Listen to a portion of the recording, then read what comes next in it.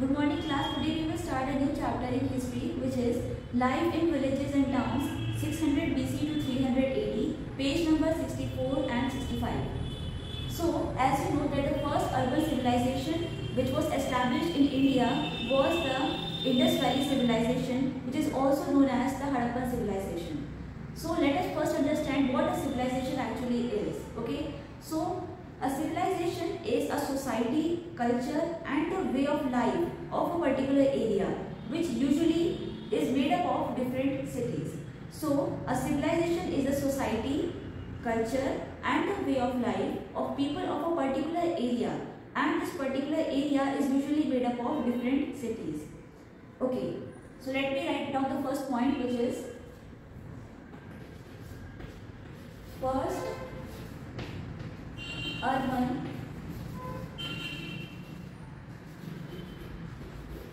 civilization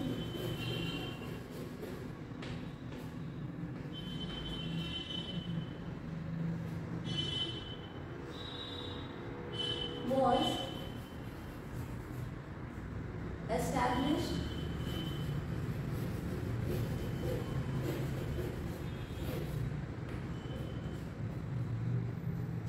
in Indus Valley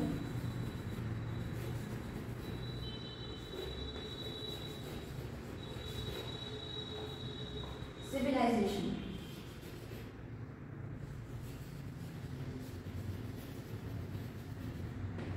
So the first urban civilization which was established in India was the Indus Valley civilization. Indus Valley civilization, which is also known as the Harappan civilization, also known as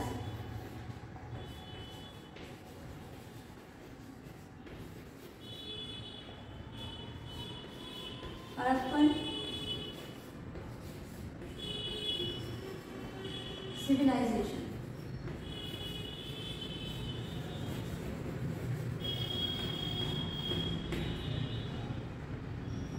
Okay, so the first urban civilization was established in Indus Valley civilization. It was also known as the Harappan civilization. And what a civilization actually is? It is basically a society, culture and the way of life of a particular a group of people but which reside in a particular area, and this area is usually made up of different cities. Okay, so the next point is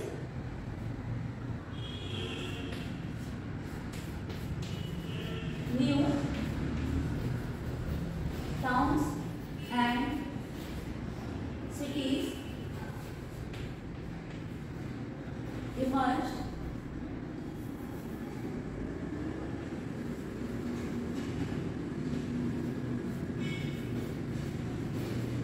in 6th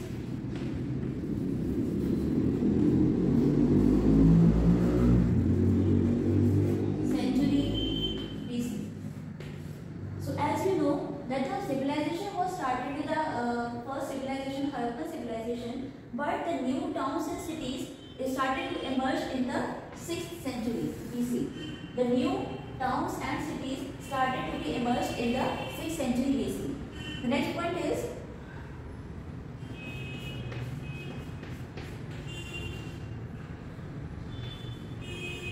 new iron tools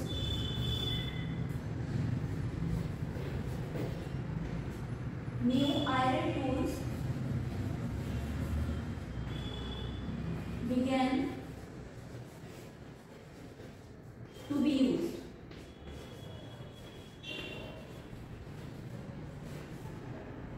New iron tools began to be used.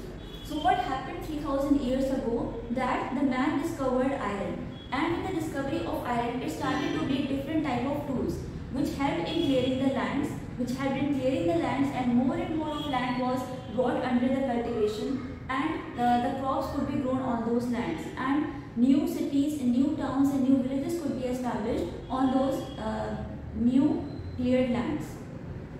Okay, so around 3000 years ago, man discovered iron. What were the tools which were used during that civilization, during that period? The tools which were used during that period were iron, plowshare and sickles. With the discovery of iron, new iron tools began to be used, and these iron tools were axes, plowshare,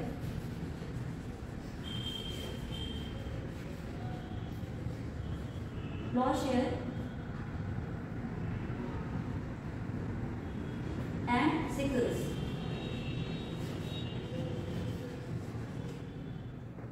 These tools were basically farming tools, and these tools helped in clearing more and more of land, and more of land was brought under the cultivation, and that land could also be used for the establishment of new cities and towns and villages.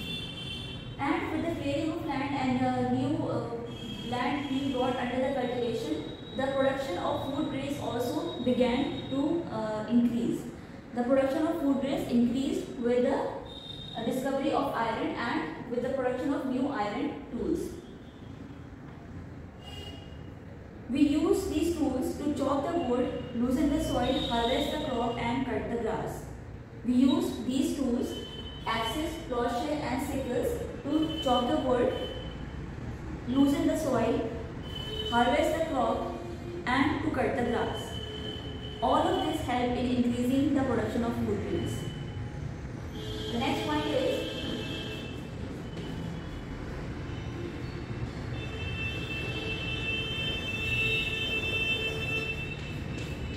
new system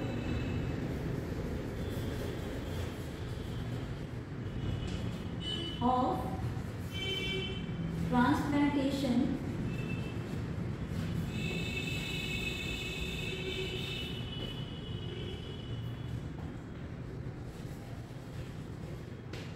of paddy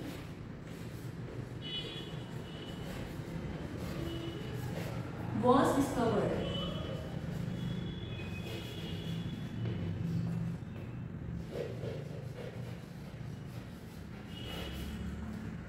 A new system of transplantation of paddy was discovered. Okay, so now what happened, that a new system of transplantation of paddy was discovered. So now what is paddy? Paddy is also known as rice, but there is a small difference between paddy and rice, that paddy becomes rice after the removal of the outer covering or the outer shell of the rice. Paddy becomes rice after the removal of the outer covering or outer shell of the rice, which is brown in color, and when it is removed, it becomes rice. After the removal of husk, paddy becomes rice. Okay. So the new system of transplantation of paddy was that farmers built nurseries.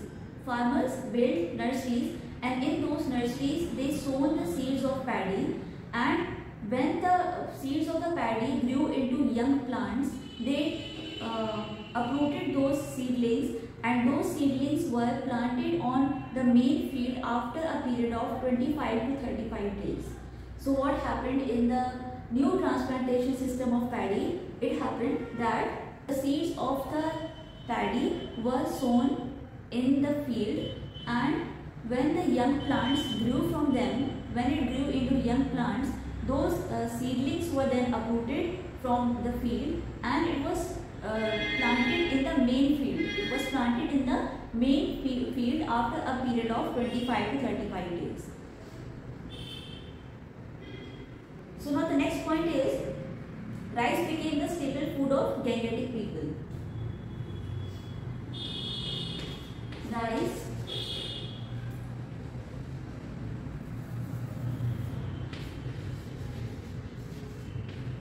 became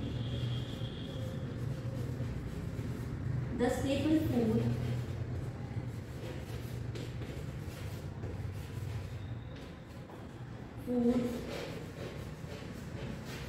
of Gangetic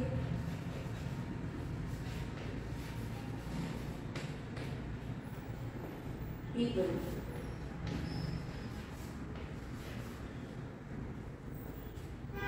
What happened with the discovery of the new system of transplantation of paddy? Rice became the staple food of the Gangetic people. So now, what is staple food?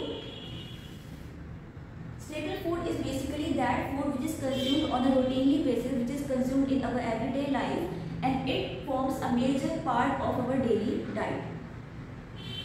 So staple food is the food which is eaten routinely, like on a daily basis, and it forms a major part of our diet.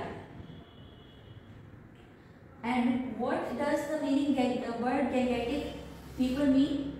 What does the word Gangetic people mean? Gangetic people were the people who used to live in the nearby areas of the river Ganga. Gangetic people were those people who lived in nearby areas of the river Ganga.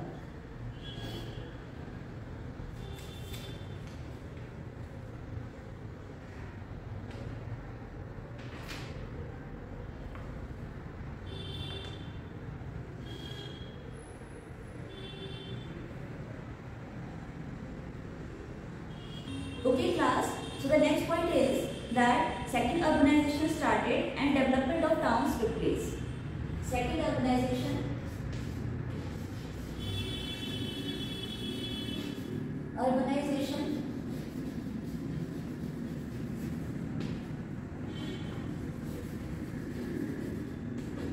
started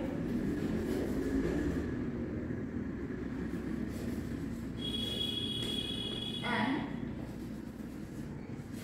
development of towns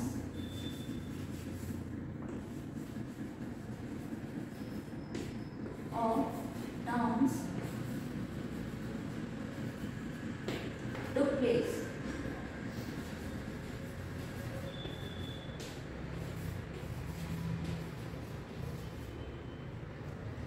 Okay class, so as we saw that the first urbanization took place in India with the establishment of Indus Valley civilization, also known as the Harappan civilization. A second urbanization took place with the appearance of new towns, and these new towns started to emerge in the Gangetic basin. These new towns started to emerge in the Gangetic basin in the 6th century BC.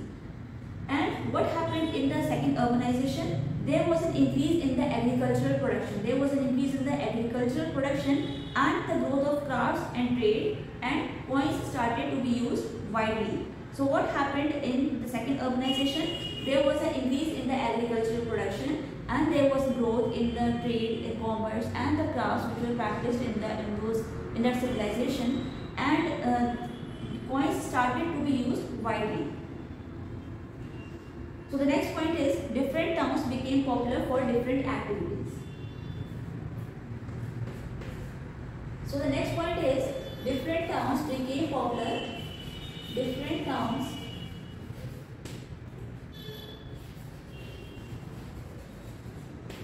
became popular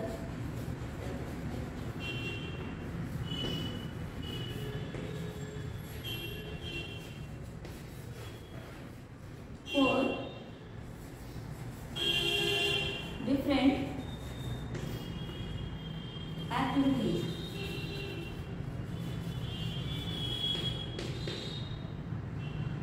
Okay class, so the next point is different towns became popular for different activities. Different towns became popular for different activities. So what happened in the second urbanization? New towns started to be emerged, and those new towns became popular for different type of activities, different types of crafts, and different types of articles, different types of goods. They became famous for different type of activities. So first let us see page number 65. In page number 65, first paragraph, it is given there that Madurai was famous for cotton textiles. Madurai was famous for cotton textiles, and Varanasi was famous for pottery, jewelry, ivory, and textiles. Varanasi was famous for pottery, jewelry, iron, and textiles. Then in the third point, it is given that Ayodhya, Srirangam, which is in Tamil Nadu, Bodh Gaya, which is in Bihar, Mathura, which is in UP, became major religious centers. So Srirangam in Tamil Nadu, Ayodhya in UP, Bodh Gaya in Bihar, and Mathura, which is in UP, became important religious centers.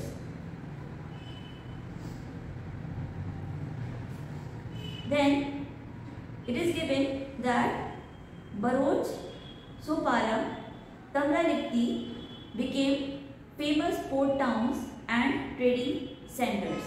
It is also given there that Barot Sopara, Tamralikti became port towns and trading centers. And art and craft also flourished, and Gandhara, Varanasi, Shivideshi also became popular for silk, woolen and cotton cloth. So these were the cities and these were the activities that they were famous for.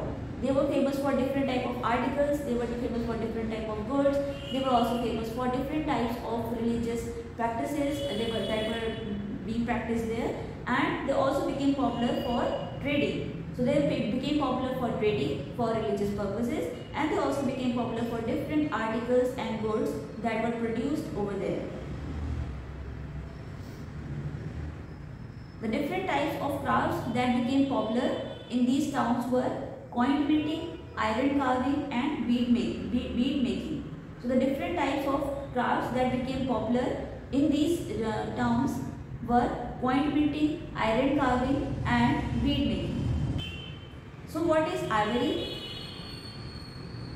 Ivory is basically the tusk of elephant which is used to make ornaments and articles. Ivory is the tusk of elephant which is used to make different ornaments and articles. And what is port town? Port town is basically a town by the river or on a river which has a harbour, shelter for ships. What is a port town? A port town is a town which is situated by the sea, and first condition is that it should be situated by the sea, and the other condition is that it should also have a harbour. And what is a harbour? A harbour is a shelter for ships. A harbour is a shelter for ships. So to be a port town, a town must satisfy two conditions, which first one is that it should be situated by a sea or a river, and that it should also have a harbour. A harbour is a shelter for ships. And then what is a trading centre? A trading centre is town and city where buying and selling of items produced elsewhere for profit occurs. So a trading centre is basically a town or a city where buying and selling of items which are produced in other towns, which are produced somewhere else, takes place. Okay, so we saw that ivory is the tusk of elephant, port town is a town which is situated by the sea and it also has a harbour, and we saw the trading centre is towns and cities where buying and selling of items take place, and these items are produced elsewhere and then their trading takes place somewhere else. Okay, and this trading takes place for the purpose of profit. And then what is coin minting? Coin minting is basically an activity in which coins are made out of metal. Coin minting is an activity in which coins are made out of metals. Okay, so the next point is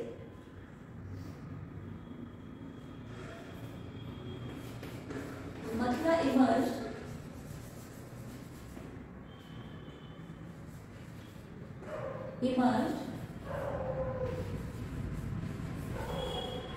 as one of the most important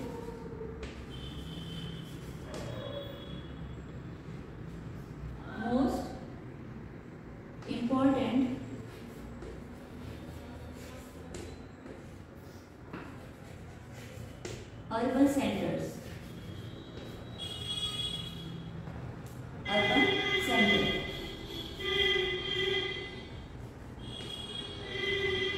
Mathura emerged as one of the most important urban center.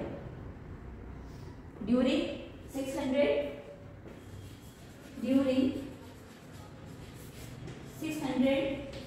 BC to 300 AD. Mathura emerged as one of the most important urban center during 600 BC to 300 AD. Okay, so what happened? That Mathura became the second capital of the Kushanas. what happened that Mathura became the second capital of the Kushanas, and there were several inscriptions that were found on the stone slabs. There were several inscriptions that were found on the stone slabs and statues in Mathura, which give an idea that the different monasteries and shrines used to get gifts from different men and women. These inscriptions indicate that the monasteries and shrines that were situated in Mathura used to get different gifts from men and women. And these gifts were made by the kings, queens, officers, merchants and craftspersons. These gifts were made by kings, queens, officers, merchants and craftspersons. These inscriptions also mention goldsmith, blacksmith, weavers and basket makers. Okay, so Mathura became the second capital of the Kushanas, and there were different inscriptions that were found in the city of Mathura, and these inscriptions indicate that the monasteries and shrines which were located in the city of Mathura used to get gifts from different men and women, and these men and women were the kings, the officers and the queens, merchants and craftspersons. These people who gifted different types of articles to monasteries and shrines were kings, queens, officers, merchants and craftspersons who lived in the city. And these inscriptions also mention that there were goldsmiths, blacksmiths, weavers and basket makers in Mathura. Okay, so what does the word monastery mean? The word monastery means a building which is occupied by a community of monks, which are living under a religious vow. And what does the word shrine means? A shrine is a place of worship which is considered holy because it is connected to a religious person. It is connected with a holy person or a holy object which is considered worthy of being worshipped. So, a shrine is a place of worship considered sacred or holy because of connection with a holy person or object. And what does the word holy mean? Holy means something which is worthy of worship. The other name of Mathura was Madhupura. At that time Madhupura. Mathura became an important urban center because it was situated at crossroads. Of two major routes. What is a crossroad? A crossroad is basically an intersection of two or more roads. A crossroad is an intersection of two or more roads. So, why did the Mathura city become an important, a major urban center, a major trading center and a religious hub? Mathura became an important urban center because of its location. The location of Mathura was such that it was situated at the intersection of two major roads.